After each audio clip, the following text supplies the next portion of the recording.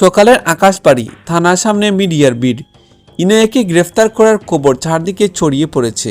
Camera plus প্রশ্নের বৃষ্টি, পুলিশের কড়া পাহারা। ইনায়ার মুখে ক্লান্তি, কিন্তু চোখে এক ধরনের অদ্ভুত আত্মবিশ্বাস, যেন সে জানে এই গ্রেফতার শেষ কথা নয়।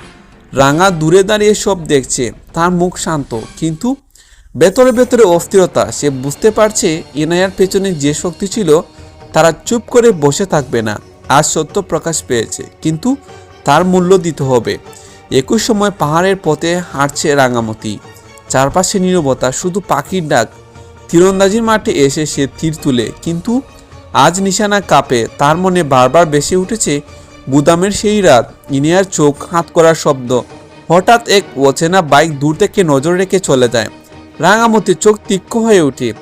থানার ভিতরে ইনায়ার জেরা চলছে। সে খুব হিসেব করে কথা বলছে, কিছু নাম বলছে, কিছু ইঙ্গিত দিচ্ছে, আবার অনেক সত্য গোপন রাখছে। জেরার এক ফাঁকে সে বলে ওঠে, সব দোষ আমার নয়, আমি শুধু মুখ। এই কথাটা রাঙ্গার মাথায় গেঁথে যায়। তাহলে আসল মাথা কে? সন্ধ্যার দিকে রাঙ্গা একটি গোপন ফোন পায়। অপরিচিত কণ্ঠ, ঠান্ডা হুমকি।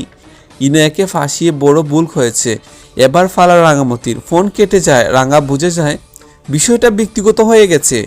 রাতে রাঙামতি একা বাড়ি ফিরছে। পথ অন্ধকার। হঠাৎ পেছন থেকে একটি গাড়ি খুব কাছ দিয়ে চলে যায়। কাজ নামিয়ে কেউ পিস পিস করে বলে, তীর দিয়ে সব সমস্যার সমাধান হয় না। গাড়ি মিলিয়ে যায়। রাঙামতি থমকে দাঁড়ায়। এই প্রথম সে বুঝতে পারে শত্রু এখন প্রকাশ্য। পরের দিন সকালে খবর আসে ইনায়ার সঙ্গে যুক্ত এক সাক্ষী রহস্যজনকভাবে আহত। পুলিশ বলছে দুর্ঘটনা, কিন্তু রাঙ্গা বিশ্বাস করে না।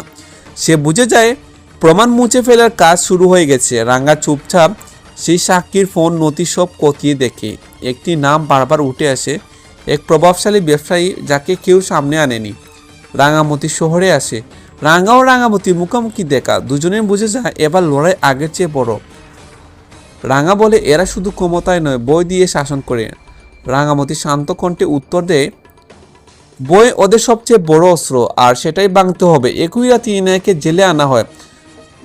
জেলের ভিতর সে একা বসে থাকে। হঠাৎ একজন প্রভাবশালী আইনজীবী আসে। চোখাচোখি হতে ইনায়া হালকা হাসে। বোঝা যায় ভেতরেও খেলা চলছে। ইনায়া ফিসফিস করে বলে, আমি চুপ থাকবো না যদি আমাকে বাঁচানো না হয়।